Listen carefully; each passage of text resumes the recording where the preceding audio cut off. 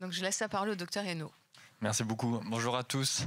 Merci pour cette organisation de cette journée. Ça nous a permis de nous regrouper et de nous réunir à 2 reprises pour réfléchir entre gastropédiatres, donc avec Emmanuel Dugelet, Cécile Lambe, Thierry Lamiro, Cécile Talbotec et moi-même. Et c'est comme avec la Galette des Rois, c'est le plus jeune qui passe sous la table. Donc je représente humblement ce groupe.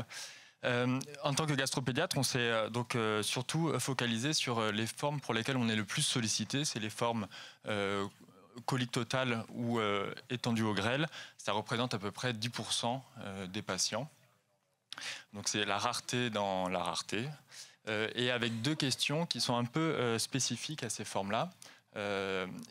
Pour comprendre nos questions, il faut se rappeler la fonction de chaque partie du tube digestif. Et on sait que le côlon est important pour absorber l'eau et les électrolytes, notamment le sel.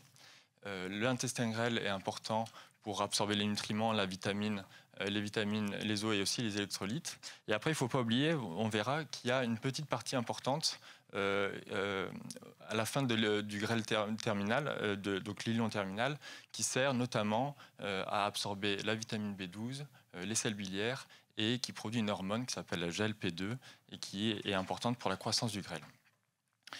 Et donc, comme on a des formes qui concernent au moins tout le côlon, voire le grêle, ça implique 2 choses dans la prise en charge, notamment une prise en charge chirurgicale en 2 temps, on va en reparler, et une dépendance à la nutrition parentérale plus ou moins longtemps. Alors, la prise en charge chirurgicale, donc souvent le diagnostic est plutôt précoce dans ces formes-là, c'est dans le 1er mois, et il y a une première intervention qui consiste à faire une stomie de décharge. Donc on débranche, on met une stomie au niveau de la zone saine. Et il va y avoir une deuxième chirurgie qui va consister à enlever la partie malade, faire une entérectomie, et on anastomose la partie saine avec l'anus. Alors ce timing sur cette deuxième chirurgie a fait couler pas mal d'encre. C'est pas encore très bien tranché. Avant, on disait souvent qu'il fallait le faire plutôt tardivement, notamment pour limiter le risque de dermite au niveau du siège. Et finalement, on revient un peu sur ça, possiblement parce que plus on attend, plus on augmente le risque d'entérocolite. Et il y a une question qu'on s'est posée et qui n'est pas du tout documentée dans la littérature, c'est est-ce qu'il ne faudrait pas prendre en compte aussi le fait que en faisant cette deuxième chirurgie, on enlève la partie, je vous parlais de l'iléon terminal qui produit le GLP2, cette hormone de croissance. Est-ce que finalement cette partie, même si elle est aganglionnaire, est-ce qu'elle ne sert pas pour la croissance du grêle ? Et finalement, on n'a aucune donnée de savoir si cette partie aganglionnaire est quand même utile pour la production de GLP2. Donc c'est des questions qu'on s'est posées, qu'on voulait vous partager. Alors est-ce que sur le plan histologique, on peut répondre à cette question? Après, sinon, c'est une hormone qu'on peut doser aussi au niveau plasmatique. On pourrait comparer par exemple ce dosage dans les formes intestinales comparé aux formes recto-sigomédiennes. Et est-ce que c'est donc un élément qu'on pourrait aussi prendre en compte du coup pour choisir le timing de cette deuxième chirurgie? La deuxième question, c'était sur la dépendance de la nutrition parentérale. Quels sont les facteurs qui participent au fait qu'un patient a besoin d'une nutrition parentérale de manière plus ou moins longue? Alors, il y a des choses qui sont connues, la longueur du grêle restant, bien sûr. Et après, il y a d'autres choses qui peuvent aussi rentrer en compte. La motricité du grêle restant, la capacité d'absorption de ce grêle, la perméabilité, l'inflammation chronique. Est-ce que le microbiote en place peut contribuer aussi? Le système immunitaire peut contribuer aussi. Et donc en fait, la grande question, c'est est-ce que le grêle qui est considéré comme ganglionnaire, le grêle restant, est-ce qu'il est si sain que ça? Et donc, pour alimenter un peu cette discussion, je vous prends un exemple sur la perméabilité. C'est une étude qui a été faite, mais sur des zones plus courtes. Et finalement, en fait, on sait que le côlon qui est considéré comme normal n'est pas si normal que ça. Et par exemple, si on regarde l'expression d'une protéase PARS1 et 2, qui est impliquée notamment dans la perméabilité, dans les réactions inflammatoires, et bien en fait, dans le côlon sain, il y a une augmentation de cette expression. Donc possiblement qu'il faut aussi s'intéresser au grêle qui reste chez les patients et se poser un peu toutes ces questions. Alors il y avait une belle étude qui a été faite dans une étude multicentrique avec des formes rectosigmoïdiennes, mais qui ont eu un peu cette approche, mais pour des formes coliques du coup. Et voilà, par exemple, ils ont pris le côlon considéré comme sain, ils ont fait plein d'analyses dessus, on l'appelle multi-omique, ils ont regardé au niveau immunohistochimique, transcriptomique, protéomique, voilà. Et ils ont regardé après l'évolution, et ben par exemple, les patients qui avaient des occlusions chroniques, eh ben, ils avaient des petites spécificités sur le côlon restant. Ceux qui faisaient des entérocolites, pareil, ils avaient un côlon restant un peu différent. Donc voilà, c'était une idée qu'on voulait aussi partager avec vous, avec vraiment cette question qui a alimenté donc, pas mal de discussions entre nous. Quelle est la fonctionnalité de ce grêle restant ? Et enfin, je reviens sur cette hormone de croissance, GLP-2. Maintenant, il y a un traitement substitutif, un analogue. Bon, c'est des injections tous les jours en sous-cutané, mais qui permet parfois d'améliorer, de diminuer la dépendance à la nutrition parentérale. Quelle est la place de cette hormone chez ces patients-là ?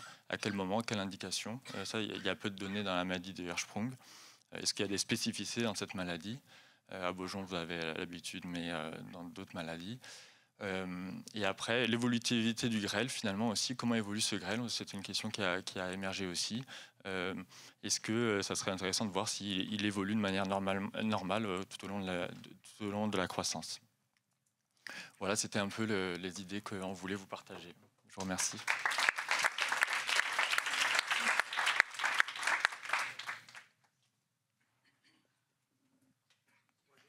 J'ai une question sur le GLP-2, son site de production. Le grêle terminal, c'est son unique site de production? C'est essentiellement, alors je sous dis ça contrôle. Parce que on a la chance d'avoir Dominique Bérébi et maintenant quand on fait la stomie et qu'on fait un mapping de l'étendue de la maladie de Hirschsprung, quand on remonte sur le grêle et qu'elle nous dit grêle malade, moi je le retire tout de suite pour gagner du temps sur le deuxième temps opératoire. Mais du coup, est-ce que ça vaut le coup de le retirer? Est-ce qu'il ne faut pas garder justement cet iléon terminal pour garder la production de GLP-2? Oui. Oui, mais après, il y a une production quand même essentiellement sur le lion terminal. En fait, bonjour, Cécile Lambe, je travaille à Necker. Donc, ce qui est très intéressant dans cette question, c'est qu'en fait, le GLP-2, il est produit effectivement, il est produit le plus dans la partie terminale de l'intestin grêle, la partie proximale du côlon. Mais pas que, en fait, il y a des récepteurs sur toute la totalité de l'intestin. Ce qui est intéressant, c'est le mode de production du GLP-2. C'est-à-dire qu'en fait, il est produit par deux mécanismes quand on s'alimente, et d'où l'importance que ces enfants s'alimentent, par une stimulation du nerf vague, et donc c'est par le système neuromyentérique, et par l'arrivée d'aliments non digérés au niveau de la partie distale de l'intestin proximal du côlon. Donc c'est les deux mécanismes. Donc dès que ces enfants, en fait, ils sont hors circuit, donc dès qu'ils sont mis en stomie, eh bien, on n'a plus le deuxième mécanisme de production. Bon. Mais c'est vrai que si on enlève tout le grêle atteint, eh ben on enlève aussi toutes les cellules entéro-endocrines qui sont capables de produire le GLP-2. Donc on peut se poser la question, parce qu'en fait le GLP-2 il a une action locale au niveau de l'intestin, mais il passe quand même dans la circulation générale. Donc on peut quand même se poser la question s'il n'y a pas un petit peu une perte de chance si on enlève tout. Mais c'est une vraie question parce qu'on n'a pas la réponse. Donc je ne sais pas ce que tu en penses, Francisca, toi, au niveau de la physiopathologie. Ce que l'on sait, c'est que c'est produit en effet par les cellules entérochromaffines de l'iléon et en partie du côlon, mais qu'il y a des capacités d'adaptation à terme de l'intestin où en fait, notamment pour ceux qui ont la chance, alors évidemment c'est pas forcément dans le cadre de la maladie de Hirschsprung, mais d'avoir quasiment pas de grêle, mais un peu de côlon et que l'on met en continuité, le côlon qui reste est capable tout d'un coup, on ne sait par quel mécanisme, de faire en sorte qu'il y ait de la reproduction de GLP-2. Et paradoxalement, ils en reproduisent même plus que la normale. Donc il y a des capacités d'adaptation qu'on ne maîtrise pas bien, mais pas chez ceux qui restent en jéjunostomie.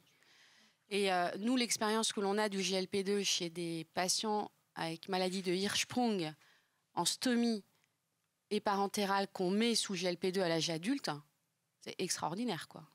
Ça marche super bien. Ouais, et alors il y a une autre question qu'on se pose en pédiatrie qui n'existe pas chez l'adulte, c'est la croissance longitudinale du grêle restant. On sait que l'intestin grêle, il grandit beaucoup. Troisième trimestre de grossesse, la première année de vie, un petit peu moins ensuite, même beaucoup moins ensuite. Et on sait que le GLP-2, il participe à l'accroissement longitudinal.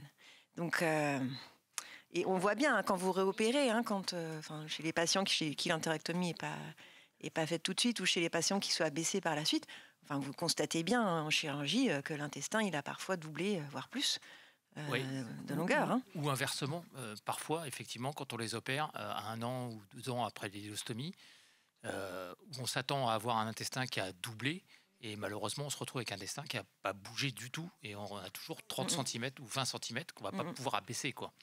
Donc, est-ce que le GLP2 pourrait créer cette croissance longitudinale si on le donnait de façon très probablement. systématique? Mais là aussi, il y a de la recherche à faire. C'est-à-dire que personne ne sait vraiment aujourd'hui pourquoi et comment l'intestin grêle continue de grandir.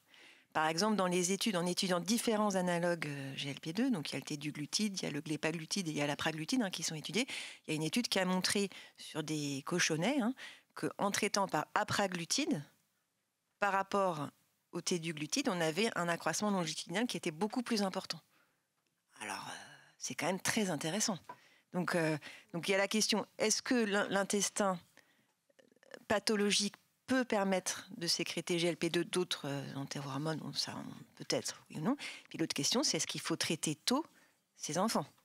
Parce qu'aujourd'hui, les indications, c'est plutôt d'attendre que l'intestin se soit adapté physiologiquement tout seul. Mais dans des cas comme ça, où très probablement la sécrétion de GLP2 est insuffisante, traiter tôt par analogue pourrait peut-être changer le pronostic. Mais ça, c'est des questions qu'on n'a pas la réponse. Les questions subsidiaires, ça a un effet on-off, c'est-à-dire qu'à partir du moment où on arrête le GLP2, ça ne marche plus. Alors, c'est un effet on-off, mais à la réserve que on s'aperçoit en dosant le GLP2 endogène avant traitement et en le dosant après 12 mois de traitement, on s'aperçoit que la sécrétion de GLP2 endogène a augmenté.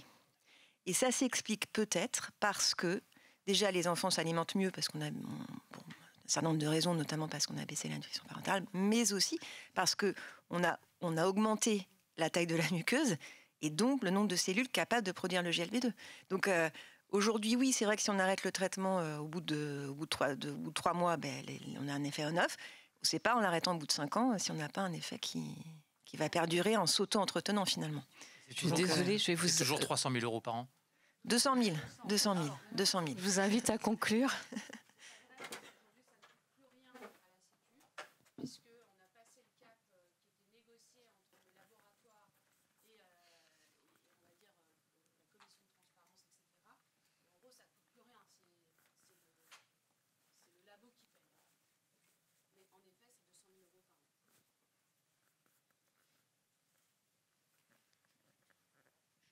Juste dire que je pense qu'à Necker, on a des patients qui sont traités par GLP2 à qui on fait des biopsies digestives.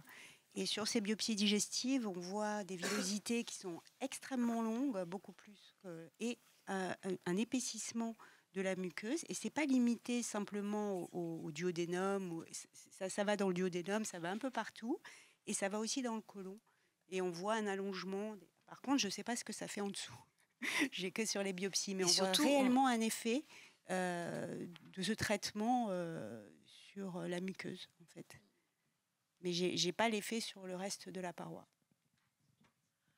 Je vais me permettre de parler juste 2 secondes.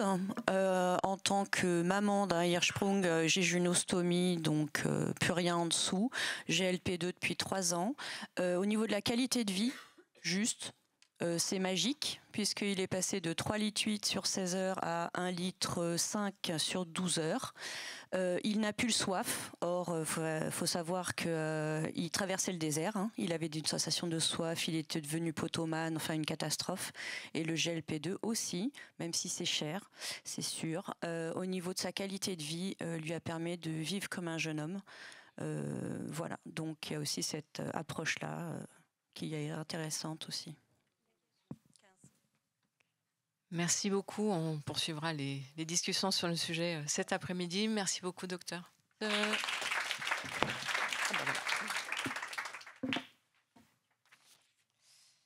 Alors, donc moi, je vais parler au nom du groupe de travail de chirurgie sur l'harmonisation de la prise en charge chirurgicale ou comment opérer. Donc, on est un groupe de 8 chirurgiens de 7 centres différents en France. Et on a réfléchi un petit peu à ce sujet. Donc, on va commencer juste avec quelques chiffres, vous les connaissez, c'est une maladie rare, ce qui fait, si on fait un petit produit en croix, à peu près 135 enfants par an qui naissent avec une maladie du Hirschsprung en France. Titre de comparaison, on est 210 chirurgiens pédiatres uroviscéraux, donc on est presque aussi rare. Au niveau du type de maladie de Hirschsprung, il y a une partie, donc forcément les formes courtes qui sont finalement assez fréquentes, que je pense que tous les chirurgiens en prennent en charge dans tous les différents centres. 70% c'est les formes courtes, donc 100 enfants par an à peu près en France. De l'autre côté, on a les formes étendues au grêle ou intestinales totales, dont Raphaël vient de discuter. Ça fait à peu près 5%, donc ça fait 7 enfants par an en France qui naissent avec cette maladie. Donc ça, c'est vraiment une maladie extrêmement rare par rapport aux formes courtes. Et entre les deux, on a ces formes coliques étendues ou coliques totales qui sont un petit peu entre deux, toujours rares bien sûr, à peu près 30 enfants par an. Donc les chirurgiens, on intervient donc à plusieurs reprises, à 3 reprises, on va dire même un peu plus potentiellement, mais à la naissance, on intervient pour poser le diagnostic avec l'aide des anapathes bien sûr, lever l'occlusion. Ensuite, on intervient pour la chirurgie d'abaissement. L'objectif, c'est d'enlever le côlon ganglionnaire et de rétablir la continuité quand c'est possible. Et ensuite, on aime moins, mais bien sûr, il faut intervenir également s'il y a une entérocolite. Il faut arriver à poser le diagnostic. On en a parlé rapidement, mais ce n'est pas toujours si évident. Et ensuite, il faut savoir comment on traite ces entérocolites. Il y a beaucoup de variabilité, enfin beaucoup de variations de traitement. C'est clairement pas homogène en France ou à l'international d'ailleurs. Au moment de la naissance, il peut y avoir différentes techniques de biopsie rectale, différentes façons de les interpréter aussi.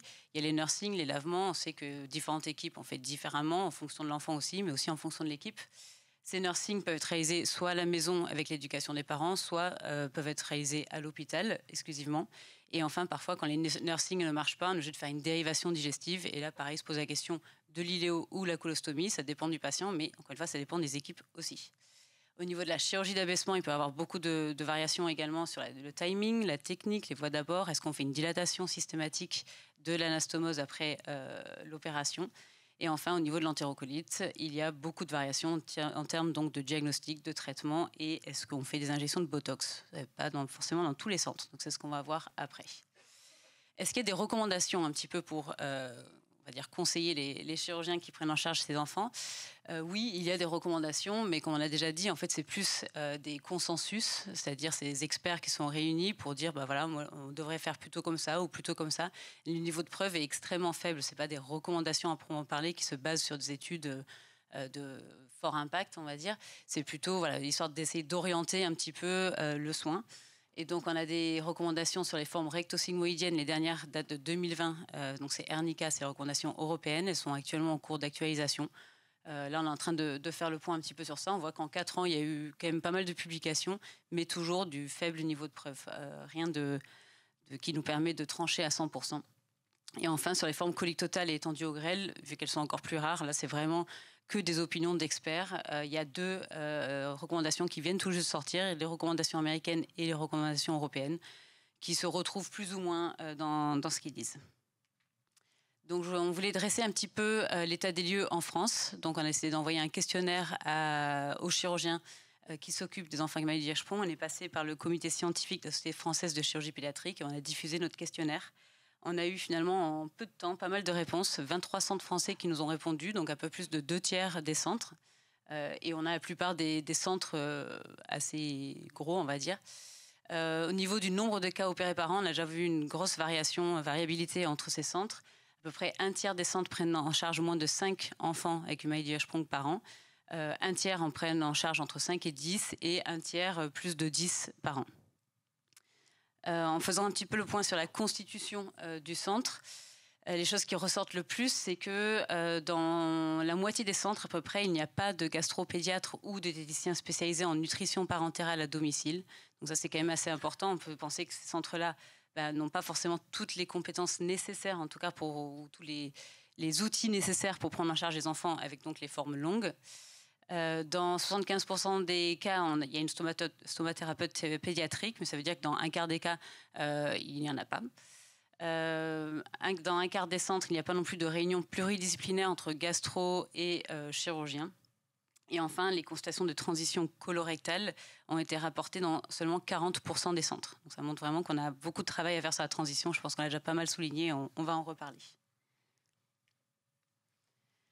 Concernant donc la première étape, moment où le chirurgien intervient, la biopsie rectale. Donc on est assez uniforme en France. La plupart des centres ont fait des biopsies rectales par aspiration en chambre. Donc c'est la petite pince dont je vous parlais tout à l'heure. La biopsie la plus distale, on l'a fait 2-3 cm au-dessus de l'anus. Ça, c'est à peu près tout, on est d'accord là-dessus. Les variations qu'on a retrouvées, c'est le nombre de biopsies rectales. La plupart des centres font 2 biopsies systématiquement. Alors que d'autres centres en font une seule, comme c'est le cas chez nous, et d'autres centres en font plus que 3 systématiquement.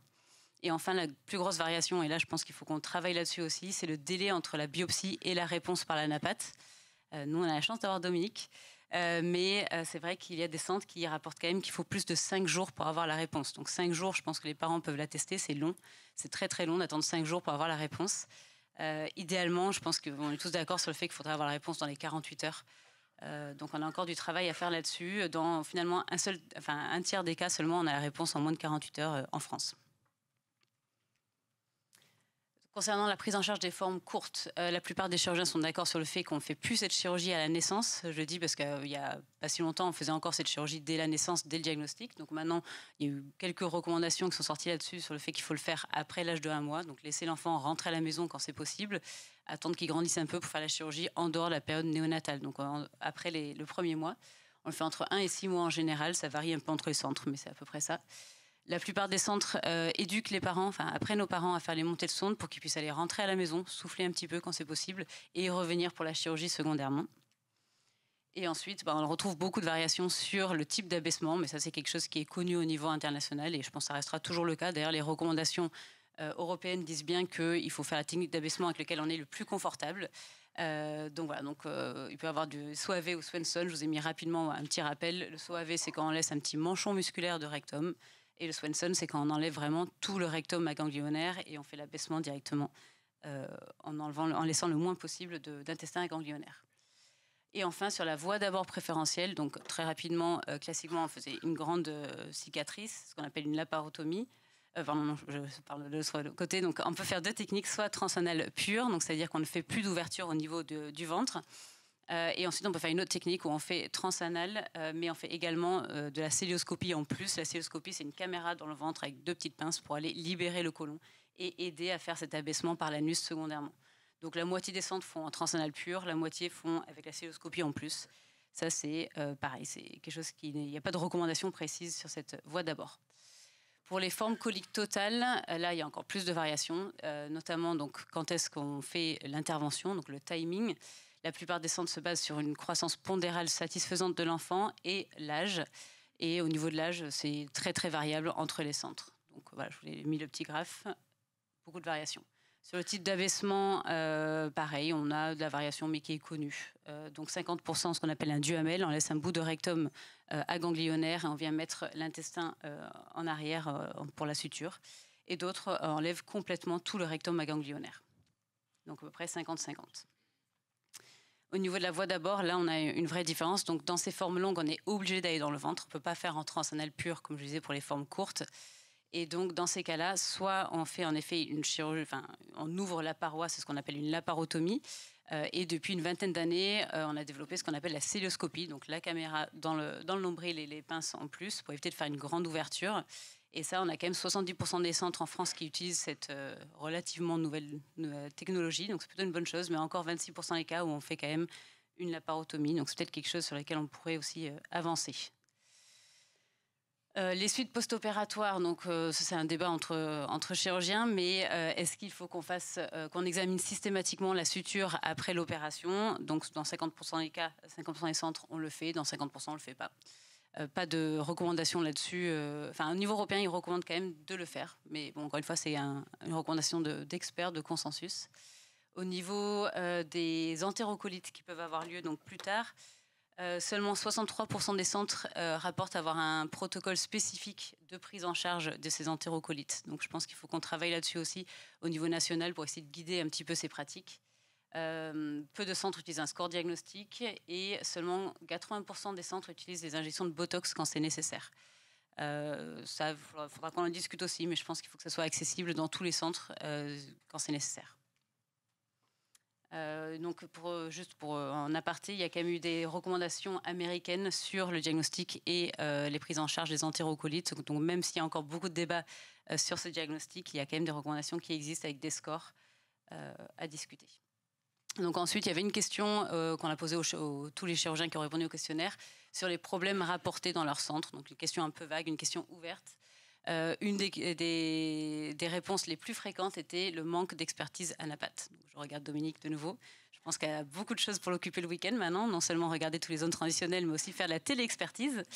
Clairement, il y a de la demande là-dessus. Donc je pense qu'il va falloir qu'on réfléchisse à comment faire ça, pas seulement via Dominique, mais bon, c'est quelque chose à réfléchir. La transition adulte, ça c'était une des réponses les plus rapportées également.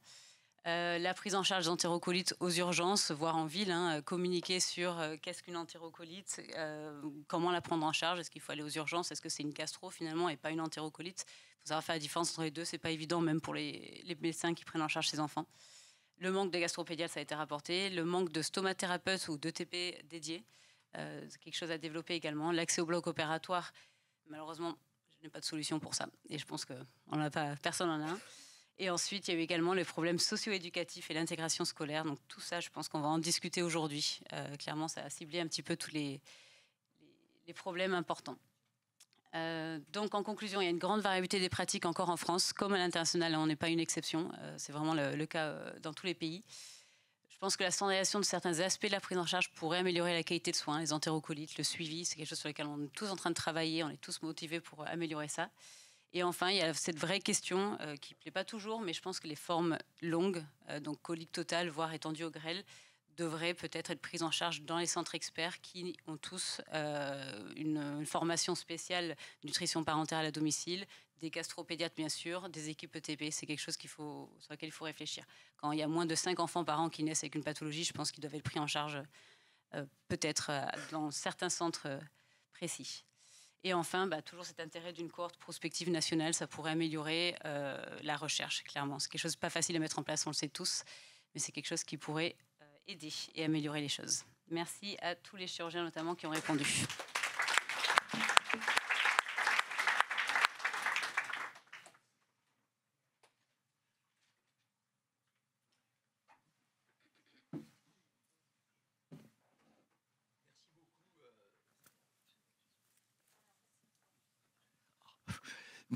Merci beaucoup pour ton résumé et puis tous ceux qui ont contribué quand même.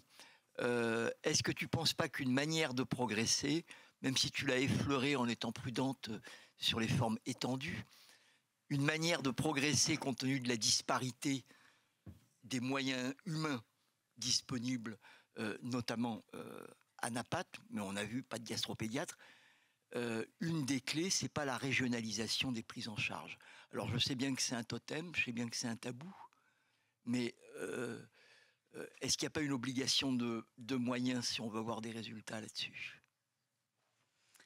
Merci pour cette question. Donc en effet, un sujet sensible. Je pense que j'ai une chirurgienne qui lève la main ici pour y répondre, donc je vais lui laisser la parole dans quelques secondes. Juste nous, à Paris, on n'a pas le même problème. Donc c'est pour ça que c'est important d'avoir des chirurgiens de province qui peuvent nous aider là-dessus. Nous, à Paris, c'est sûr que on est dans une seule ville, on a 4 centres finalement experts sur cette pathologie, donc on n'a pas ce problème. Et l'obligation de moyens, on l'a à Paris. Maintenant, c'est le vrai problème, en effet, c'est ailleurs en dehors de Paris. Donc je vais laisser la parole peut-être à Lucie pour répondre à ce sujet. Et du coup, moi, je suis à Rouen. Donc, c'est un petit centre. On opère plutôt entre 5 et 10 chirurgiens par an. Sur les formes courtes, on n'a pas vraiment de difficultés, mais on a plutôt des difficultés sur, effectivement, la nutrition parentale en général.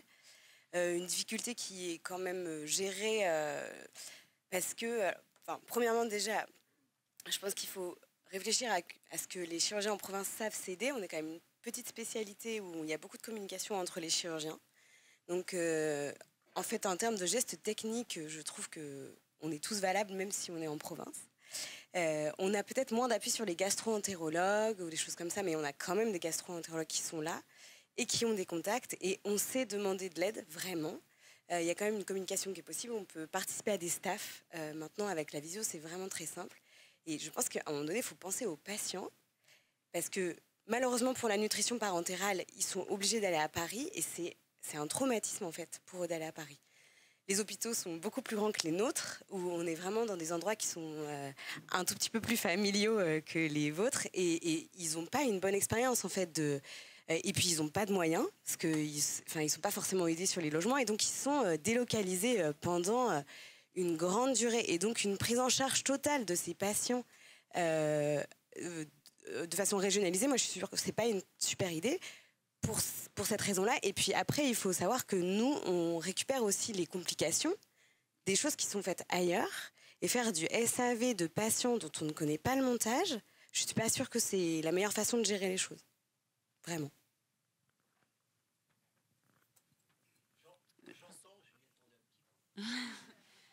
Parce qu'Alexis Arnaud a aussi quelque chose à dire en tant que chirurgien de province. Dans les régions sans électricité, on opère effectivement aussi des maladies d'IH. Non, je voulais dire aussi, je ne pense pas que ce soit une question de centre, c'est plus ce que disait tout à l'heure en introduction, c'est plus le nombre de malades par chirurgien. On peut avoir des gros centres qui opèrent 15 à 20 malades, mais s'il y a 4 chirurgiens, ça fait 4 patients par chirurgien, on n'avancera pas sur la prise en charge. Et donc c'est plus en nombre de patients par chirurgien et le plateau qui va avec qu'il faut raisonner. Alors après, je ne suis pas forcément tout à fait d'accord avec ce que disait Lucie. Dans l'Ouest, on a régionalisé certaines prises en charge. On doit pouvoir réfléchir à de la régionalisation sans que les patients fassent 300, 400 km. Il y a des régions... Non mais voilà, c'est ça. Il y a des régions où ça doit pouvoir s'arranger intelligemment. Mais pas partout. En Occitanie, on ne va pas demander aux gens de faire 500 km pour aller à Toulouse ou à Limoges. Et voilà, il y a d'autres régions où ça peut se réfléchir. Je pense que c'est une vraie question sur laquelle il va falloir qu'on avance en effet dans les années à venir, non pas venir à Paris, mais avoir plusieurs centres en France qui prennent en charge ces pathologies. Mais peut-être pas 30 centres comme c'est actuellement le cas. Au moins. Dernière question, oui. Est-ce qu'il y a des consensus par rapport aux ablations de l'appendice fait systématiquement dans les premières chirurgies pour justement éviter une appendicite plus tard et donc des nouvelles interventions chirurgicales? Très bonne question. Il n'y a pas de consensus du tout là-dessus. Il n'y a aucun consensus. Et parfois, on enlève l'appendice. Enfin, ça a été fait, ça a été très à la mode à une époque d'enlever l'appendice dès le diagnostic, quand on opérait pour faire une stomie notamment. L'appendice nous permettait de savoir s'il y avait une forme colique totale. Dominique, tu pourrais nous dire si c'est vraiment utile. Je pense qu'il y a un grand débat là-dessus. Je crois que non. Donc honnêtement, maintenant, je pense qu'on serait tous près d'accord, les chirurgiens, de laisser l'appendice en place. Il n'y a aucune raison. Sur une forme recto-sigmoïdienne, il n'y a clairement aucune raison de l'enlever. Sur une forme colique totale, ça part avec le côlon, ça c'est une chose. Mais forme recto-sigmoïdienne, non. On sait que l'appendice, on le laisse en place quand on ne sait jamais à quoi. Il pourrait servir un jour. Il y a encore beaucoup d'études là-dessus. On ne sait pas exactement à quoi sert cet appendice.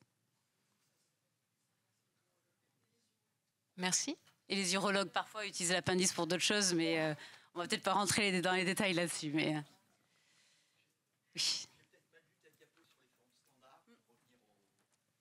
Au commun des mortels, le Duhamel, c'est fini en dehors des formes longues? Oui, ouais, c'est surtout pour les formes longues. Non, d'accord. Ouais. Donc, je parle des formes standards. Ouais. Le Duhamel, c'est fini parce que ça a été quand même. Faut pas avoir la mémoire courte, trop courte. Tout le monde en faisait. Arnaud, on est d'accord. Alors, qu'est-ce qui fait que le Duhamel a disparu des centres répondeurs, en tout cas, de Robert Debré, peut-être, la voie transanale?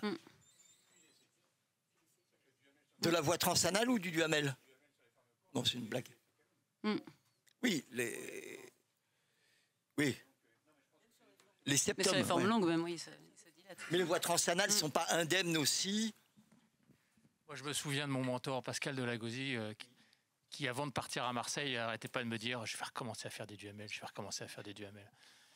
Parce qu'il avait des très bons résultats. À partir du moment où les enfants sont bien suivis, où on connaît les complications, en particulier de l'éperon, etc., les résultats étaient effectivement bons.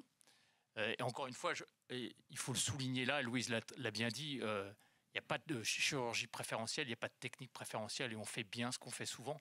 Et donc, voilà, pour l'instant, le Duhamel, effectivement, c'est comme toi, j'ai regardé, aucun n'a répondu en faisant des Duhamel, quoi. Donc, alors, pour les histoires de mémoire courte, l'expérience fait qu'effectivement, maintenant, moi, je vois des patients qui sont adultes Et le Duhamel pose le problème tout de même des pushites, c'est-à-dire de l'inflammation du rectum. Et ça, c'est tout de même un souci, parce que là, on a des patients qui sont vraiment pas bien. Hein. Et donc, c'est un argument supplémentaire pour ne pas faire de Duhamel, sauf effectivement dans les formes longues, parce que là, il y a un tel débit de... Bon, voilà, c'est ça l'intérêt. Mais dans les formes courtes, vraiment, il n'y a plus beaucoup d'arguments pour les faire.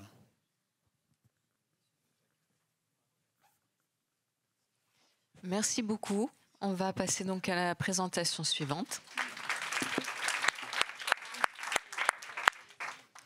Professeur Leroy. Oui, normalement, c'était professeur Leroy, mais qui est bloqué à cause des intempéries dans l'ouest, voilà, dans l'ouest de la France. Elle vient de Rouen, donc c'était compliqué. Son train était annulé, elle n'a pas pu venir, et donc elle nous avait envoyé sa présentation en amont. On a regardé rapidement avec Arnaud ce matin, qui accepte gentiment d'essayer de faire un petit résumé. Je vais le faire a cappella parce que sa présentation, effectivement, on l'a regardée avec Hélène et elle est très intéressante. Il y a quelques messages qui sont importants et qu'on aimerait vous faire passer. Alors, je vais essayer de vous le faire passer du mieux que je le puisse.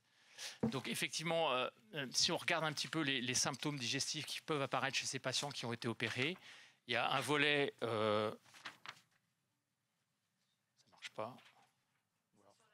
Voilà.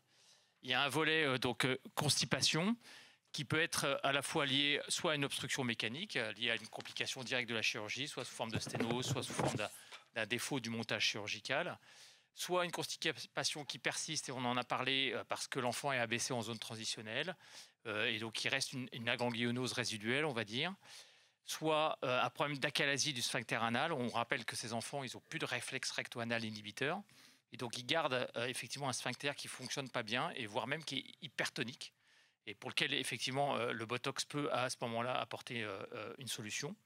Soit parce qu'enfant, il persiste une dysmotricité colique, on l'a dit, hein, ce n'est pas parce qu'ils sont abaissés, malheureusement, et on a des enfants pour la même chirurgie qui vont être bien et d'autres qui ne vont pas être bien à cause de cette dysmotricité colique persistante. Et puis, il y a des constipations fonctionnelles, mais qui rentrent un petit peu dans l'ensemble de ces choses. Et puis, il y a des troubles de la continence fécale, on n'en a pas beaucoup parlé encore. On en parlera probablement au cours des tables rondes cet après-midi, qui sont liées soit à une hypotonie anale, liée à des chirurgies qui ont été soit uniques, soit multiples en raison des complications. Il y a une baisse de la sensation du besoin d'exonération qui effectivement peut être altérée chez certains patients. Et puis il y a une hypermotricité colique chez ces enfants, parfois, qui va dans le sens contraire de ces enfants qui ont une hypomotricité colique. Donc on a des enfants qui vont avoir une hypermotricité colique et on ne sait pas pourquoi, comparé à des enfants qui, au contraire, eux, vont avoir une hypomotricité colique.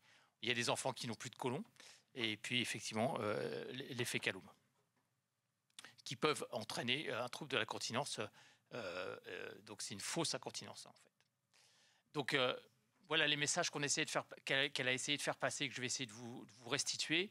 Les troubles de la continence fécale, la prévalence est estimée à 20%. Donc, un enfant sur 5, dans cette méta-analyse qui comportait plus de 500 patients, présentait des troubles de la continence. Alors, vous voyez que c'est 1,6% chez l'adolescent. On sait que c'est plus fréquent chez les petits et au moment de la scolarisation, vers l'âge de 3 ans, 4 ans, 5 ans. On sait que ça va s'améliorer effectivement avec la croissance de l'enfant pour arriver, vous voyez dans ce papier, à une incidence de 1,6%, ce qui est quand même, je trouve, très optimiste. À Robert Debré, on a quand même plus de 1,6 patients qui ont des problèmes de continence à l'adolescence. Et puis qui ensuite est rapporté chez l'adulte à 7% dans ce papier. Si on regarde ce papier également publié dans le European Journal of Pediatric Surgery en 2008, donc ils ont regardé en fonction des groupes d'âge entre 5 et 10 ans, 10, 15 ans et 15 à 20 ans. Et ce qu'ils ont montré, donc on a une colonne résultats excellents. Vous voyez que les résultats s'améliorent effectivement avec la croissance. On passe de résultats excellents de 58,2% entre 5 et 10 ans à un résultat à 90% quasiment entre 15 et 20 ans. Et vous voyez que les résultats s'améliorent effectivement. En revanche, ceux qui avaient un résultat qui n'était pas si excellent au départ ou qui avaient un résultat qui restait mauvais au départ, on voit bien qu'ils vont pas beaucoup s'améliorer, quoi. Donc, quand on parle d'un résultat excellent, je ne sais pas ce que ça veut dire, moi, un résultat excellent. Un résultat excellent, c'est théoriquement un enfant qui à 1 ou 2, qui va à la selle 1 à 2 fois par jour, ou voire 3 par jour, et qui reste propre sans se salir, et qui a donc pas de douleur abdominale, pas de ballonnement. Pour moi, ça, c'est un résultat excellent. Et vous voyez que c'est que 58,2% des cas qui ensuite grandissent. Ensuite, dans les résultats moyens, alors ce qu'ils appellent good result, je ne sais pas ce que c'est que good result. Pour moi, un enfant qui a un soiling 1 à 3 fois par semaine, ce n'est pas un bon résultat. Un enfant qui va rentrer à la maison avec des dessous qui sont systématiquement souillés ou qui même sont obligés de se changer une fois à l'école, ce n'est pas un bon résultat, même si ça survient qu'1 à 2 fois par semaine. Pour moi, ce n'est pas un bon résultat. Donc il faut regarder un petit peu dans ce papier ce qu'il veut dire par good result. Malheureusement, comme je vous le disais, on a eu le diaporama, je viens d'avoir le diaporama, donc je le découvre un petit peu avec vous et je n'ai pas eu le temps de me plonger dans ce papier. Alors, on voit, c'est le score qui est juste là, effectivement, mais c'est un score, on pourra en reparler, c'est un score qui est effectivement, c'est des questions qu'on pose systématiquement à la consultation. Est-ce qu'il a un soiling? Est-ce qu'il a une incontinence? Est-ce qu'il a, comment il fait caca et à quelle fréquence dans la journée, etc. Donc là, c'est un score qui est formalisé. Ce score, c'est pas le score de Quickenbeck, celui-là?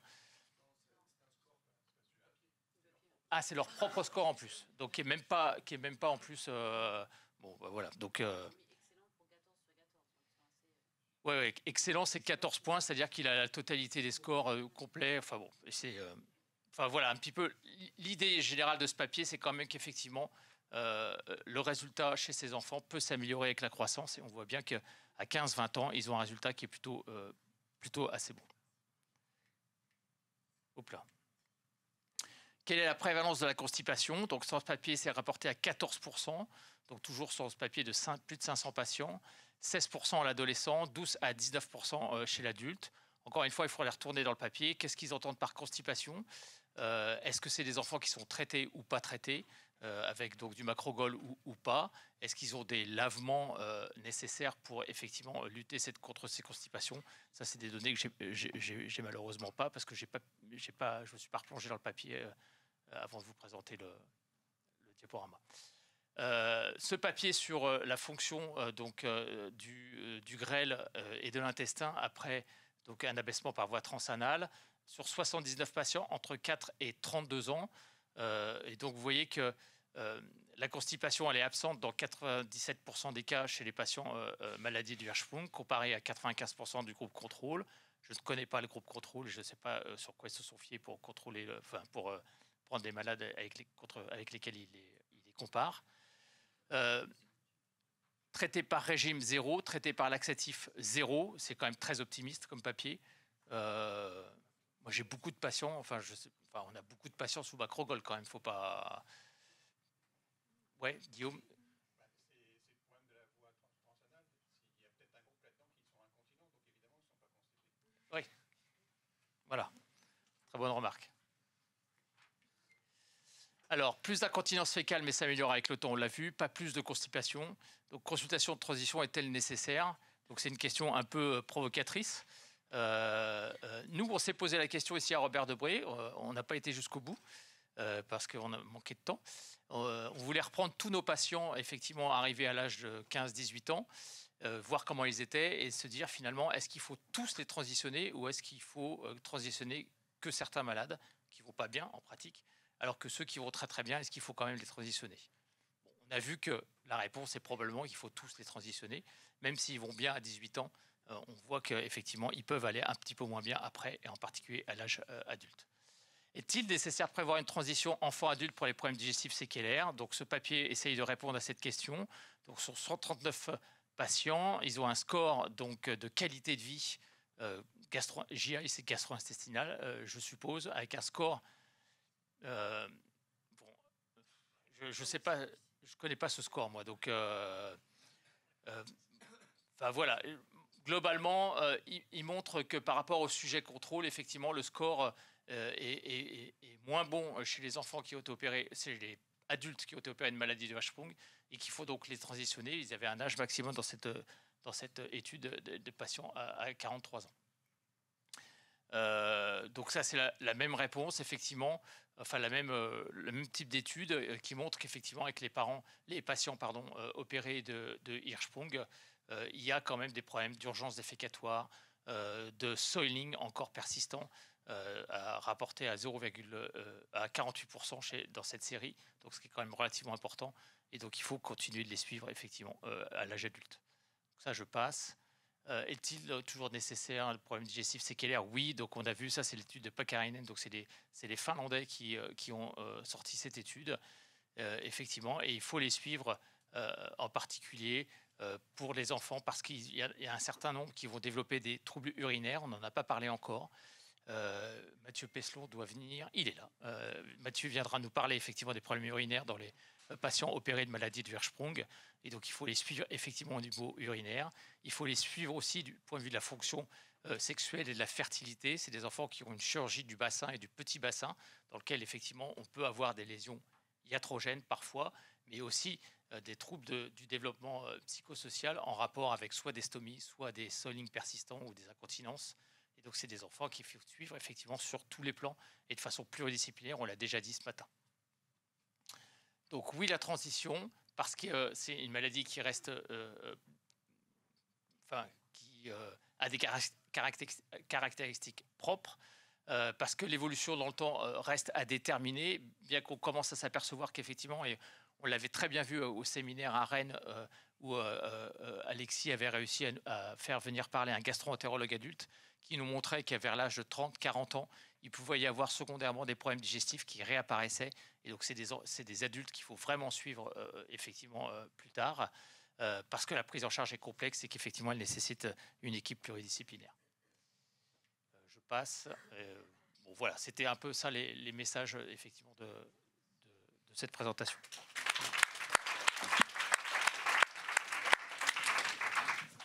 Merci beaucoup d'avoir relevé le défi de commenter une présentation que vous n'aviez pas préparée. Alors, on est déjà très en retard, on va prendre juste une question si vous voulez bien. Oui, je voudrais poser une question par rapport à l'âge de l'adulte, 43 ans. Pourquoi pas au-dessus de 43 ans? Je pense que c'est l'âge moyen du papier. J'ai pas lu le papier à proprement parler. Probablement qu'il y a après, effectivement, mais vous avez tout à fait raison. Il ne faut pas s'arrêter à 40 ans, il faut aller plus loin. On n'a pas d'idée, notamment, et je ne crois pas avoir vu passer des papiers. Alors, je vais prononcer un mot qui est peut-être un mot horrible, mais cancer digestif et antécédent de maladie de Hirschsprung. Je n'ai pas vu passer à ma connaissance. Donc, c'est clairement des adultes qu'il faut suivre toute leur vie, quoi. Parce que si ça vous intéresse, moi j'ai été opéré dans les années 71-72, forme longue, par le professeur Duhamel. Ouais. Donc si vous avez besoin d'informations, n'hésitez pas. Super. Moi, j'ai un papa, effectivement, on a un papa d'une famille qui est à peu près le même âge que vous et qui a été également opéré d'une forme colique totale avec un Duhamel. Et effectivement, j'adore discuter avec lui parce qu'il, et je l'ai orienté vers l'adulte parce qu'il m'a quand même avoué qu'il n'était pas si bien que ça et qu'il n'était pas du tout suivi en plus, quoi.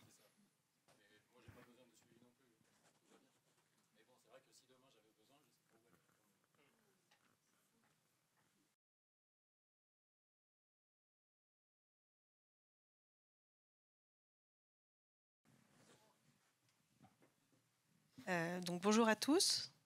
Moi, je vais avoir la lourde tâche d'enchaîner avec les troubles mictionnels, ce qui est probablement beaucoup moins abordé dans le cadre de la maladie de Hirschsprung. Donc moi, je ne suis pas le docteur Peslon, je suis Valès Cabido. Je suis la version verticalement contrariée du docteur Peslon. Voilà. Et donc, on va parler rapidement de troubles mictionnels. Rapidement de troubles mictionnels, je ne vais pas vous balancer trop de chiffres. Il y a beaucoup de choses dans cette présentation. On va essayer de rester simple pour avoir un message clair. Donc, j'ai le pointeur juste là. Donc, première diapo déjà pour vous rappeler qu'on est à la fin de Movember. Donc, vous savez qu'il y avait le mois, le octobre rose pour les femmes. Et puis, il y a Movember pour les hommes. Le but, c'est de s'intéresser à la santé des hommes dans leur globalité. Et donc, de bien penser à vous faire dépister pour vos cancers, messieurs. Mais pas seulement, pour votre santé globale.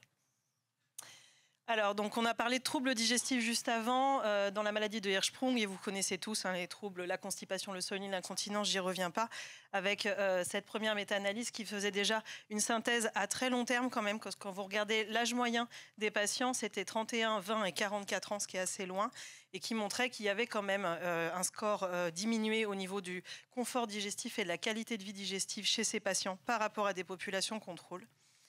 Et nous, on s'intéresse aux troubles mictionnels. Et quand on parle de troubles mictionnels, en fait, on parle de la capacité à avoir une vidange vésicale normale. Ça veut dire quoi? Ça veut dire la capacité à évacuer rapidement, de manière volontaire, quand on le souhaite, complètement, sans douleur et sans effort avant de faire pipi, avec un besoin normal ressenti pour vider sa vessie.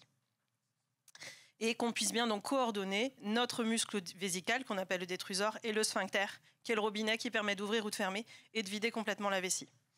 Et donc, on classe nos symptômes en irritatif versus obstructif, c'est-à-dire en gros, est-ce que la vessie elle a tendance à un petit peu trop se contracter, ou en tout cas à un peu trop nous rappeler qu'elle est là, et donc à avoir des difficultés de stockage, type pollakiurie, le fait de faire pipi très souvent, ce qu'on appelle les pisseuses, vous savez.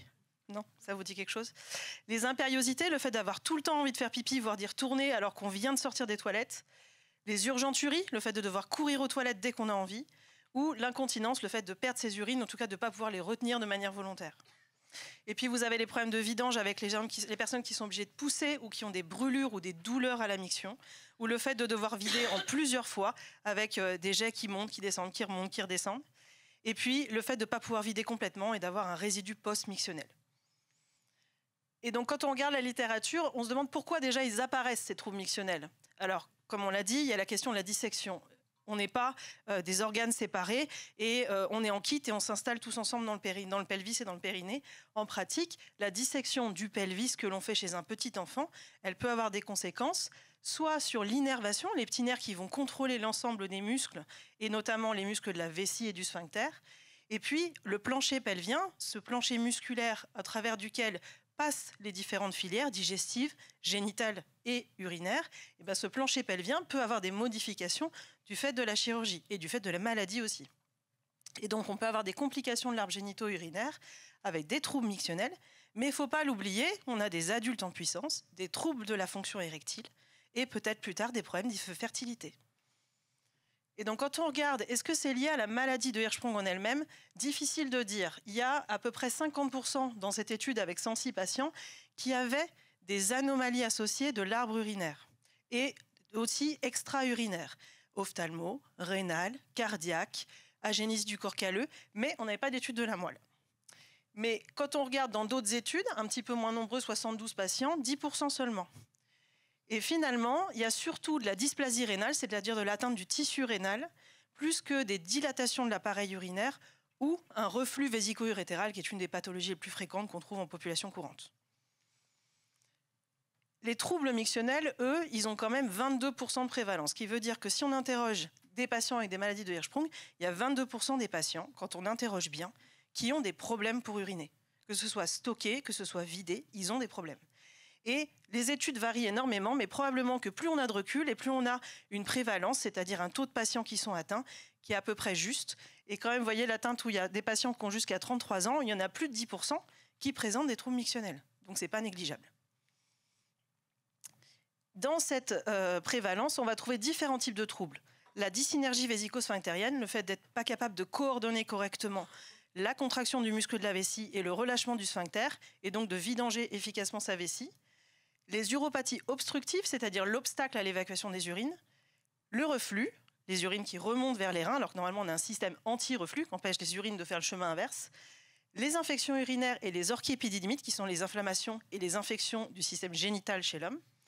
L'énurésie, pipioli, et l'altération de la fonction rénale qui peut résulter de tous les troubles précédents, puisqu'à chaque fois qu'on a des troubles de la vidange, et ben du coup l'appareil urinaire est mis à mal, plus les risques infectieux, on altère la fonction rénale. Ça se répercute sur la qualité de vie des patients. Quand on regarde, alors c'est très difficile les études de qualité de vie parce qu'on mélange tout.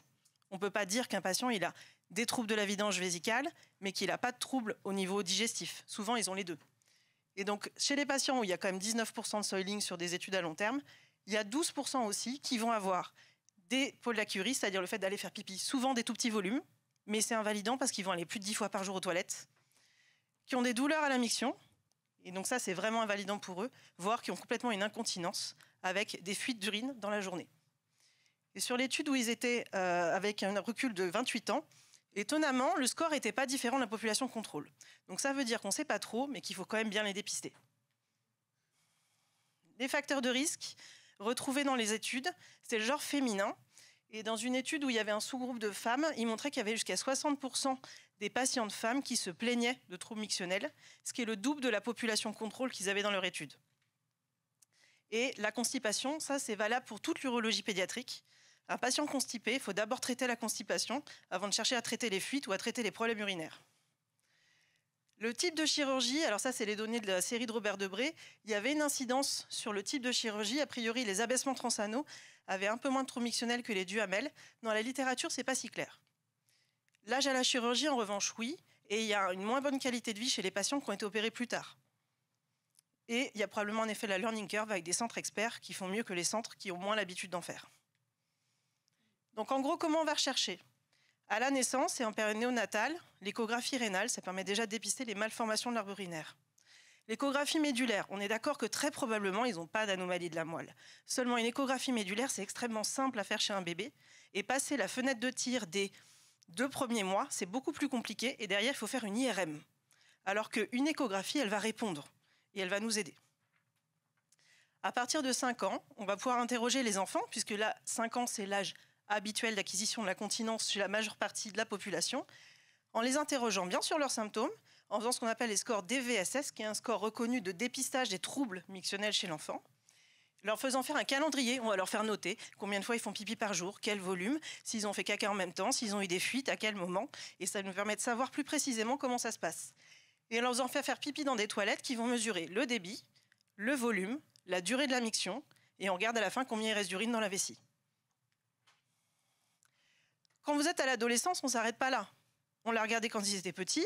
À l'adolescence, on va continuer à dépister ces troubles, toujours avec les mêmes outils. On peut rajouter chez les filles d'aller rechercher au niveau gynéco. Pourquoi? Parce qu'on a fait de la chirurgie pelvienne. Les filles, les trompes, elles vont se trouver de part et d'autre dans le pelvis, de la filière au niveau digestif. Elles peuvent très bien développer ce qu'on appelle des hydrosalpinx, du liquide dans les trompes. Il n'y a qu'une étude, une série qui avait retrouvé 27 patientes avec jusqu'à presque 30% d'hydrosalpinx. Le problème, c'est que souvent, le traitement, c'est chirurgical et ça va gréver la fertilité plus tard. Donc, il faut y penser. À l'âge adulte, les patients, ils rapportent quand même, comme je vous ai dit, jusqu'à presque 12% de troubles mictionnels. Toujours les mêmes outils. Ça va être surtout des difficultés à faire pipi des volumes normaux et qui ne soient pas trop fréquentes, des douleurs à la miction. Et donc, pardon, excusez-moi, il va falloir bien les interroger et continuer à rechercher par des outils simples s'ils ont ou pas des troubles. L'âge adulte qu'il ne faut pas oublier aussi, c'est la partie dysfonction sexuelle, dysfonction érectile chez l'homme. Les patients qui ont été opérés, alors ça mélange les malformations anorectales et les maladies de Hirschsprung, mais ce qu'on voit, c'est qu'il y a quand même un score de dysfonction érectile qui est près de 10% chez les hommes. Et chez les femmes, il y a beaucoup plus de dysfonction sexuelle que chez les hommes. Alors, est-ce que c'est de la dyspareunie, des douleurs au moment des rapports? Est-ce que c'est des troubles de la lubrification vaginale? Ou est-ce que c'est de l'anorgasmie? Ça demande d'avoir des consultations spécialisées et il ne faut pas hésiter à orienter les patientes. Ça retentit sur la qualité de vie, plus encore que les troubles de l'incontinence ou les troubles mictionnels, parce que c'est sur le long terme. Donc, comment on les dépiste? Je vous ai dit, les choses simples. L'examen clinique, l'échographie de l'arbre urinaire, l'échographie pelvienne qui s'associe à l'échographie de l'arbre urinaire à l'adolescence. Et le score, ce fameux score des VSS que nous, on a l'habitude d'utiliser, qui peut être utilisable pour les enfants. Dès qu'ils ont 5-6 ans, les interroger sur la façon dont ils font pipi et s'ils ont des troubles et à quelle fréquence. Et notre débimétrie qui mesure le débit et la durée de la miction. Les bilans vidéodynamiques qui sont eux des bilans spécialisés, on va là le regarder précisément comment la vessie se contracte, le sphincter se relâche, les pressions dans l'arbre urinaire et qui montrent quand même que quand on les dépiste sur des malformations rénales et des malformations et des maladies de Hirschsprung, on peut avoir jusqu'à 28% de troubles mictionnels qui sont dépistés grâce à ces bilans.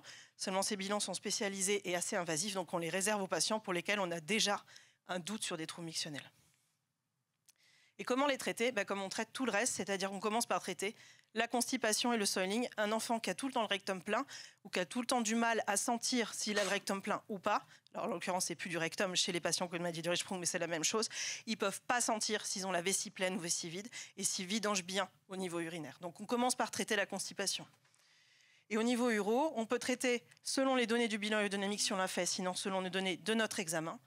On va pouvoir donner des médicaments, mais surtout leur donner ce qu'on appelle des consignes de discipline. On va faire pipi régulièrement, qu'on ait envie ou pas. On s'installe correctement aux toilettes. On s'installe assis pour faire pipi et pas debout, pour pas pousser. Et on attend vraiment de tout vidanger. Si ça suffit pas, effectivement, on peut être amené à mettre des cathétérismes intermittents. Et là, je sors ma casquette d'urologue. Laissez-moi l'appendice, s'il vous plaît. Parce que parfois, on ne peut pas passer par l'urètre pour faire les sondages. Et on a besoin de brancher l'appendice entre la peau et la vessie pour pouvoir vidanger la vessie. Et puis après, il y a des techniques plus spécialisées. On va pouvoir faire la neurostimulation, alors soit du nerf tibial postérieur qui va jouer sur la continence et sur les troubles mictionnels. Ça peut aussi améliorer au niveau fécal. Et là, c'est de la neuromodulation sacrée, où là, c'est carrément une chirurgie pour aller mettre un neuromodulateur sur le plexus sacré et essayer d'améliorer aussi les troubles qui peuvent exister au niveau de la vidange fécale et urinaire. Donc, l'éducation mictionnelle, comme je vous l'ai dit, simplement d'expliquer aux patients comment faire pipi correctement, ça améliore quand même les choses dans 67% des cas dans la série de Robert Debré, et avec un score des VSS qui s'améliore significativement. Et par contre, on n'améliore pas le débit de la débimétrie, c'est-à-dire qu'ils ne vont pas plus vite ou plus fort à faire pipi. En revanche, ils s'améliorent sur les fuites et le comportement. Donc, le suivi, je vous l'ai expliqué, à l'adolescence, et il doit se poursuivre sur le plan digestif et urologique, à l'âge adulte sur le plan uro, mais aussi gynéco et sexo. Et ne pas oublier ces aspects-là parce que nos enfants, ce sont des adultes en puissance et on va les suivre pendant une petite partie de leur vie, mais la majeure partie vont la passer ailleurs. Ceci reprend déjà tout ce que je vous ai dit avant. Et donc les perspectives d'avenir, c'est donc de pouvoir avoir un bilan standardisé et un suivi sur le long terme des patients avec une transition efficace. Je vous remercie.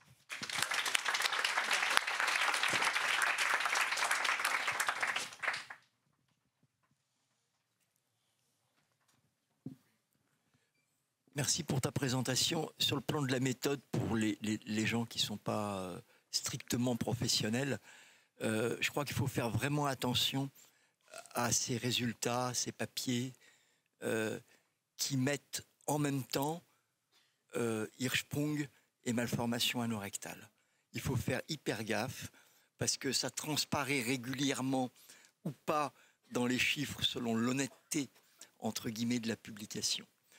Donc c'est pour ça, quand je vois, t'entends parler de Mitrofanov ou de cathé vésical intermittent, c'est quand même inhabituel dans l'histoire d'un Hirschsprung.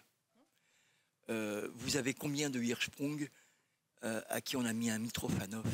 À Robert Debré, il ne doit pas y en avoir beaucoup. Je pense qu'il y en a zéro. Un ou deux peut-être. Voilà, bon. Qui ont une vésicostomie ou qui ont eu un... Mathieu, toi tu sais, dans la série, t'en as combien? Hirschsprung.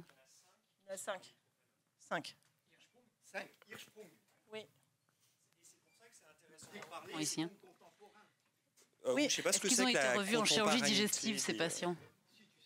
En fait, Non, le message qu'on voulait dire en parlant de troubles mictionnels, c'est qu'il faut, les dépister. C'est-à-dire que chaque fois qu'il y a un patient qui est constipé, il faut se poser la question s'il n'y a pas en plus des troubles mictionnels associés parce que ça altère la qualité de vie. Et deuxièmement, on est tous chirurgiens, tous les chirurgiens qui opéreront et des Hirschsprung ou qui s'occupent des troubles mictionnels, on sait que la dissection du pelvis peut comporter ensuite des problèmes plus tard, à l'adolescence ou à l'âge adulte. Et quand on fait la transition, c'est là où on s'en rend compte. Et donc oui, il y a des patients sous cathétérisme intermittent qui ont été opérés d'une maladie de Hirschsprung contemporaine. Mais contemporain, ça veut dire quoi? Maladie de Hirschsprung, la dissection du pelvis, si j'ai bien compris. Il n'y en a plus. Si. Tu la fasses par voie transanale ou par voie célioscopique, il y a toujours une dissection du pelvis. Le jardinage, quand effectivement tu n'as pas l'habitude, tu jardines. Non. Mais la célioscopie a peut-être amélioré ça aussi, parce qu'on voit mieux. On a quand même. Oui. J'annonce juste que c'est la dernière question parce qu'on est toujours en retard si on veut avoir le temps de manger. Bonjour Axel, Ah oui, d'accord. Merci pour la précision. Okay. Je suis membre de l'AFMA, maman d'un enfant Hirschsprung, donc pas médecin. Ma question est la suivante. Lorsque les Hirschsprung ont des problèmes de miction, est-ce qu'ils les ont dès le départ ou est-ce que c'est quelque chose qu'ils peuvent acquérir par la suite? Et le deuxième élément que je voulais vous dire, c'est que oui, pour la neurostimulation médulaire, pour les cas d'enfants en transit accéléré, des fois ça marche, et ça sauve beaucoup de choses. Alors, pour répondre à votre question sur le fait est-ce que ça peut apparaître secondairement, on travaille avec des équilibres instables. À partir du moment où l'enfant est en croissance, il y a beaucoup de choses qui se modifient au niveau de l'anatomie et on peut avoir initialement un système qui fonctionne bien avec un sphincter qui répond bien au niveau contraction, relâchement et une vessie qui fonctionne bien. Et avec la croissance, en fait, la statique pelvienne se modifie, on peut voir apparaître des troubles. Donc c'est possible. Et puis ça va dépendre aussi de l'évolution du transit. Il n'est pas constant depuis la toute petite enfant jusqu'à l'âge adulte. C'est pour ça que c'est important aussi de comprendre que, indépendamment de savoir si on sait les traiter ou pas, ou si on est capable d'être très fin sur la sémiologie, juste de savoir les dépister dans le temps, c'est aussi dire on sait que ça peut apparaître et ce qui n'apparaît pas au départ peut apparaître ensuite. Mais oui.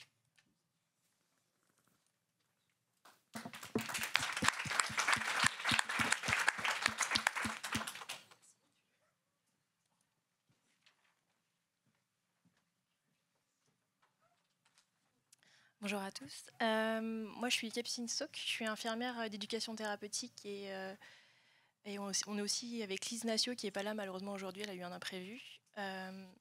On fait partie de l'équipe de la Sphinx Team et on est référent stomathérapeute sur l'hôpital Robert Debré. Donc on vous a fait un petit plan que je vais vous détailler par la suite. Donc ici à Robert Debré, on est 2 référents stomathérapeutes. On est rattaché au service de chirurgie viscérale et urologie. On est amené à prendre en charge tous les patients qui sont dans les services de l'hôpital Robert Debré. On a aussi nos propres consultations et on travaille beaucoup avec les chirurgiens. Durant leurs consultations, on les voit conjointement tous les ensemble. Donc on a ce rôle de relation d'aide lors de la pose du diagnostic qu'on organise, ou du moins on essaye si possible avec la psychologue. Elle a une part importante dans la prise en charge et lors de l'annonce des soins, puisqu'après je vais développer un peu les soins qu'on voit avec les parents. On est un soutien des parents et de la famille et on organise des temps de rencontre entre les familles. Donc depuis 2 ans, avec Lise et les chirurgiens, on organise des après-midi avec les patients donc qui sont porteurs de la maladie d'Hirschsprung et d'autres pathologies. Et on fait un temps d'échange. L'année dernière, on a fait 2 rencontres. Les enfants qui étaient âgés de 0 à, je crois, c'était 6 ans et de 6 à 12 ans. Donc pendant ce temps-là, les parents sont souvent... on divise les parents et les enfants. Comme ça, on a un temps de parole avec les parents et un temps de parole. Et on est accompagné de l'assistante sociale et de la psychologue. Donc c'est un temps d'échange qui est très intéressant. Donc notre rôle sur l'hôpital Robert Debré et par la suite, c'est l'accompagnement des patients et parents dans l'apprentissage des soins techniques. Donc on a dans un premier temps les montées de sonde rectale, donc avant la chirurgie pour exonérer les sels et les gaz. On leur apprend aussi aux parents à surveiller les signes amenant à venir aux urgences, donc vraiment à surveiller l'état de leur enfant. À la suite, s'il y a les soins de stomie, donc là on intervient en post-opératoire lors de l'hospitalisation. On fait un travail d'acceptation, l'assimilation et maîtrise du soin de stomie, parce que c'est quand même un soin qui est technique, c'est un soin infirmier. Après le travail des chirurgiens, on intervient aussi à la préparation du siège avant la remise en continuité. C'est une partie assez importante. On a des bons résultats, puisqu'après, sinon, on a des lésions qui peuvent être très importantes. On intervient aussi dans le soin des lésions cutanées, puisque voilà, on a malheureusement des lésions qui peuvent être vraiment dérangeantes. À partir de 2-3 ans, on intervient à l'aide à l'apprentissage à la propreté. Alors, c'est des séances éducatives qui se font en consultation. Et en fait, on leur apprend comment s'installer correctement sur les toilettes, à quel moment de la journée, pour vraiment essayer de les stimuler. Voilà.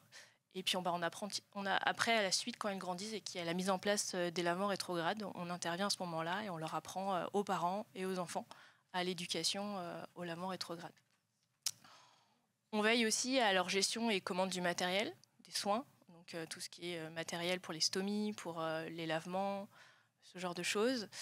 On crée un lien, enfin, on se met en lien, avec les professionnels scolaires, les AVS, les ATSEM, les professeurs des écoles et les médecins et infirmiers scolaires, car c'est souvent une demande des parents, parce qu'ils sont un peu tout seuls à l'extérieur. Et voilà. On a quelques chiffres, donc comme vous le savez, c'est une naissance sur 5000. La file active à Robert Debré, donc en séance d'éducation thérapeutique en 2022, on en a eu 71.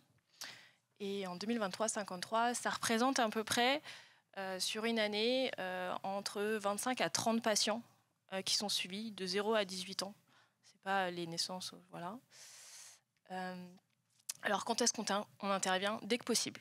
On se présente très rapidement aux parents. On travaille énormément en collaboration avec les chirurgiens, les gastro-entérologues, les pédiatres, les psychologues et les assistants sociaux. On a cette chance ici à Robert Debré d'être une équipe pluridisciplinaire. C'est vraiment, je trouve, un atout pour la prise en charge. Au moment des apprentissages des soins techniques, en hospitalisation, en consultation. Donc on a vraiment nos propres consultations à nous en tant qu'infirmières d'éducation thérapeutique. Et puis il y a ce lien téléphonique et email. Les parents, ils n'osent pas forcément des fois venir, mais ils nous contactent par email. On est très disponible. On se rend disponible et c'est un besoin pour la prise en charge des patients. Alors les moments charnières, avec Lise, on a remarqué qu'il y avait des moments qui étaient vraiment difficiles pour ces patients et leurs parents. Avant le retour à la maison, on s'assure toujours que les parents soient autonomes dans les soins. On a très peu de parents qui repartent en HAD pour des soins à la maison comme le nursing ou l'appareillage de la stomie. Ils sont plus souvent suivis en HAD pour leur poids, leur prise de poids et faire attention à ce qu'ils sont bien dans leur courbe de croissance. Tous nos patients sont majoritairement autonomes et s'ils ne le sont pas, ça nous arrive parfois de demander aux chirurgiens si on ne peut pas les garder un peu plus longtemps sur l'hôpital pour qu'ils soient à l'aise avec le soin et qu'ils puissent être vraiment sereins. Voilà. Et quand il y a vraiment quand on sent qu'ils ne sont pas à l'aise, on les revoit plus souvent en consultation. On peut les revoir 5 jours après leur sortie, 1 semaine. En tout cas, il y a un suivi qui se fait vraiment récurrent. Donc avant l'entrée à l'école, on a ceux qui, avant rentrant au CP, même en maternelle, on les voit plus régulièrement. Les moments difficiles, quand l'apparition de souillures l'apparition de souillures qui sont plus ou moins importantes. On est là au moment des règles hygiéno-diététiques. On parle surtout chez les ados qui ont commencé à manger un peu des choses qui vont leur accélérer le transit, qui vont un peu perturber ce genre de choses. Et puis on intervient aussi lors d'installations aux toilettes. On veille à ce qu'ils ont une défécation. Enfin, on essaye qu'ils aient un rythme régulier et que ça soit efficace. Donc on leur conseille de s'installer tous les jours, plutôt après les repas, et pour qu'ils profitent du péristatisme et installation favorable.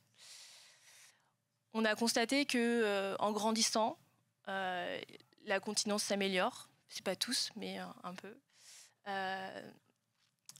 On essaye de ne pas perdre ses patients parce que, comme on a pu en voir aujourd'hui, en grandissant, on dit qu'ils vont bien et on les perd. Mais en vrai, on ne sait jamais s'ils vont bien. On les croise occasionnellement des fois et ils nous disent oui, mais en fait, ça ne va pas du tout. C'est les parents après qui viennent nous voir. Comment on fait pour améliorer leur vie à ces patients? Alors, à l'extérieur, on met en place un PAI. On insiste vraiment auprès des parents qu'ils aient ce PAI parce qu'on se rend compte que lorsqu'il y a des fuites de sel, il faut que l'enfant il puisse aller aux toilettes quand il en a envie, quand il sent qu'il y a un problème, et qu'il ait un change avec lui, que ça soit vraiment fluide à l'école. Parfois un besoin de régime alimentaire, ça dépend des patients. Et puis on veille aussi au dossier MDPH qui va être en lien avec l'assistance sociale du service. Et là aussi, l'assistance sociale, elle nous aide vraiment à faire accepter ce dossier MDPH qui n'est pas forcément facile pour certains parents. Et l'avenir, on accompagne nos patients jusqu'à leur transfert vers l'hôpital adulte. On les oriente vers la plateforme Advenir, qui est la transition ado-adulte à Robert Debré. On a peu de consultations chez l'adolescent. On les voit, on ne sait pas s'ils vont bien. Et puis pour ceux qu'on voit et qu'on arrive à entretenir nos consultations et le lien, ils nous disent que ça va mieux. que comparé à leurs souvenirs quand ils étaient petits, ils ont plus de sensations, ils ont moins de fuites, ils continuent à avoir leur vie d'adolescent, ils sortent, ils profitent. Il y en a qui ont besoin encore de lavement rétrograde, ils sont parfois un peu espacés. Et puis il y en a toujours qui ont des traitements oraux, ça c'est pas... Voilà, j'ai fini.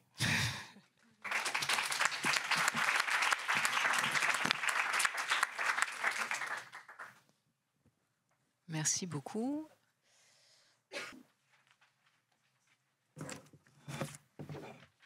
Prendre le micro. Dernière présentation de la matinée. Courage. Avant le repas. Bien C'est la dernière ce soir et la dernière de la matinée. Donc j'espère que... Bonjour à tous. L'idée, alors, c'était effectivement de faire un retour sur ce qu'on fait à Necker avec les moyens, puisqu'on est labellisé centre de référence pour la malformation rectale et pour la maladie de Hirschsprung depuis 2007. Moi, j'anime ce centre donc depuis 2007 avec Sabine Sarnaki, officiellement toute seule depuis 2019. On y est allé aussi, nous, de notre petit questionnaire. Merci à Tiffaine pour l'infographie en urgence dans la semaine. Et on a aussi 17 répondants. Merci à tous ceux qui ont répondu sur les 30 centres de notre réseau. On a considéré que c'était un bon résultat à 57%. Et ce qui est intéressant, c'est que c'était une majorité évidemment de chirurgiens, mais pas seulement. Une partie des gastro-entérologues et notamment certains qui appartiennent aussi au réseau Marvu. Au réseau, pardon, Mardi. Les files actives étaient variables avec une très grande majorité de prise en charge de forme recto-sigmoïdienne.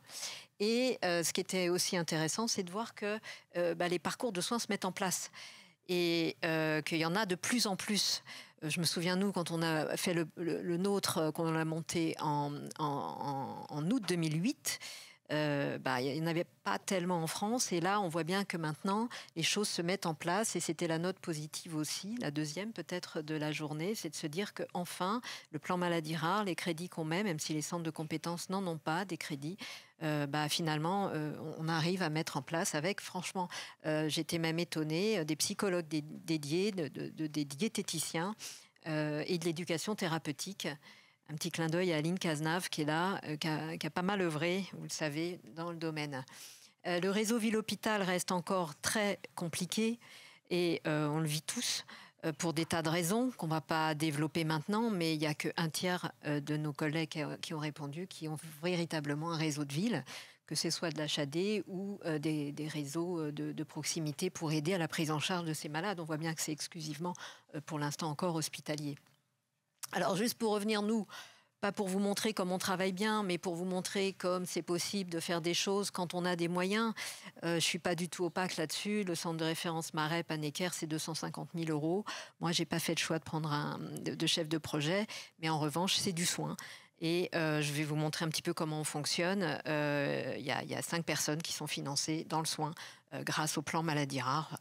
Donc on a à peu près, je disais, on a des parcours de soins qui sont mis en place pluridisciplinaires. On en a entre 150 à 200 par an.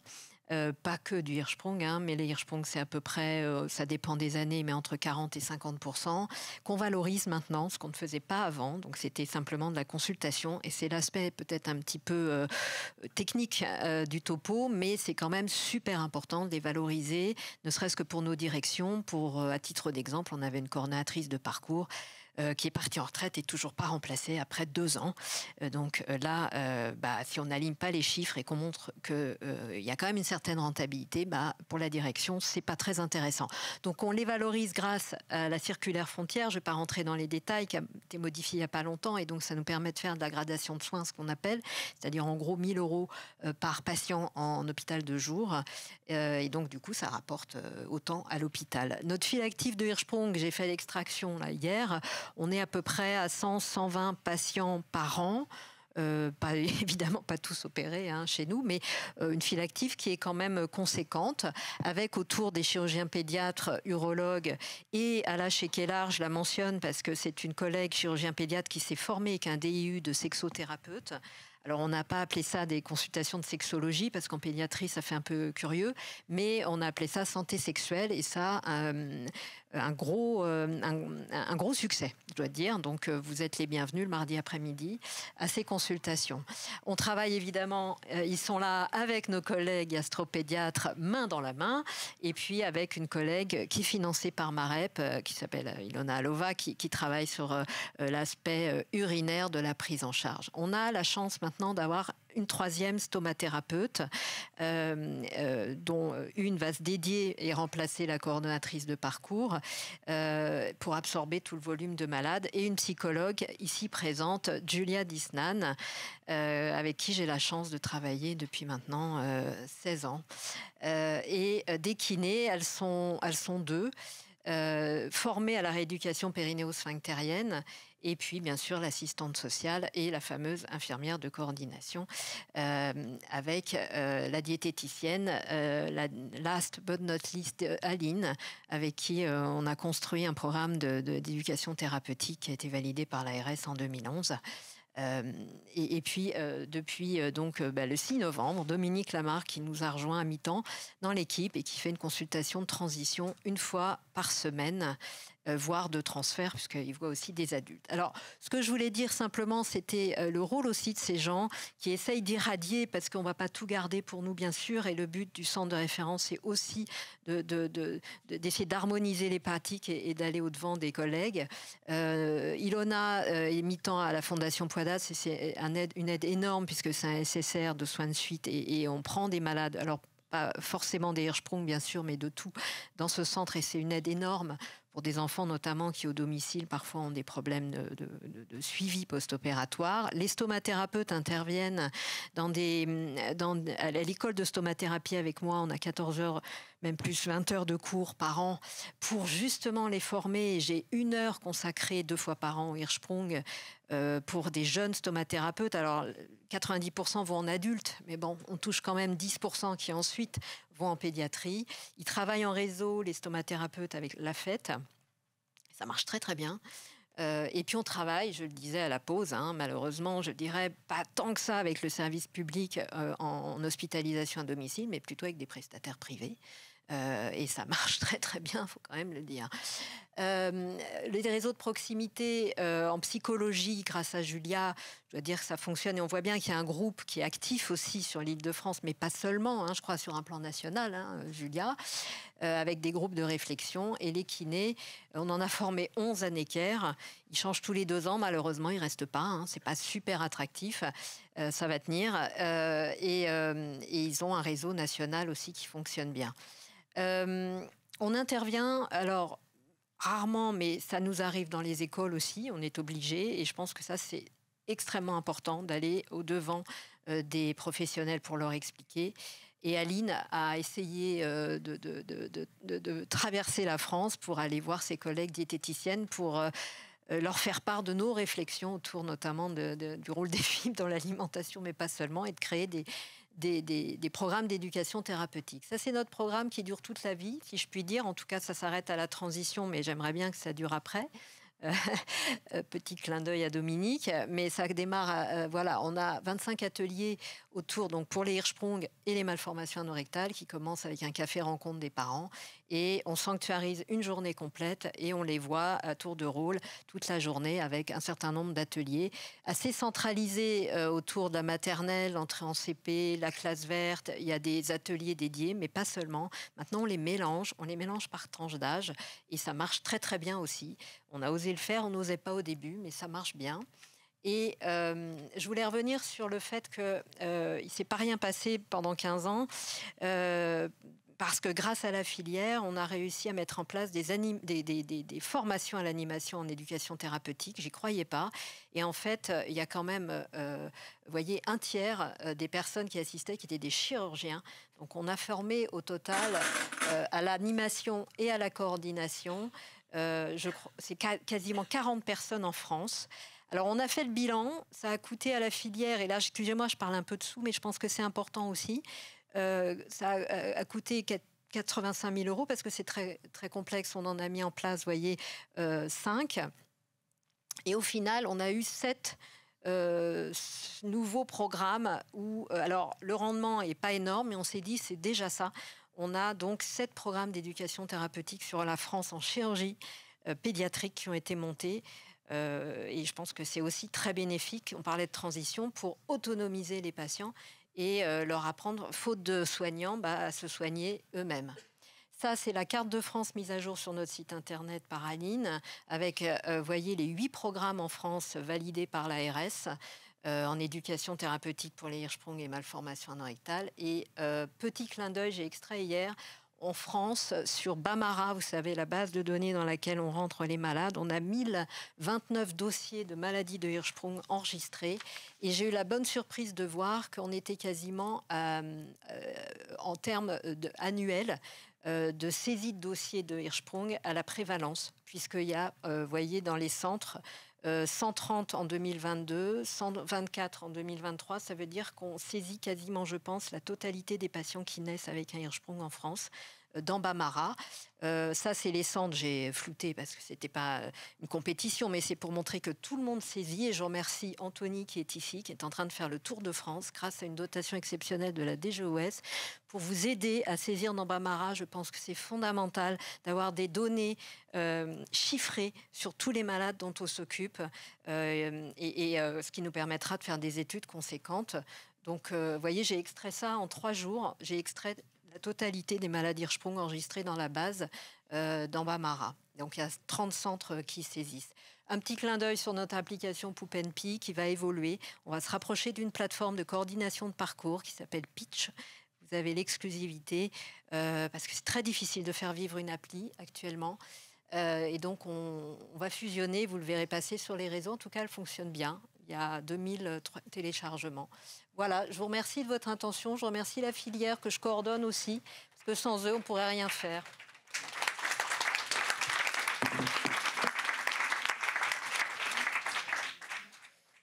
Merci beaucoup. Vous avez rattrapé le retard. Alors là,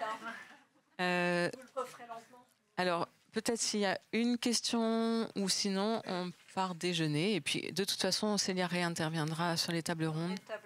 Ouais. Si ça vous convient. Merci.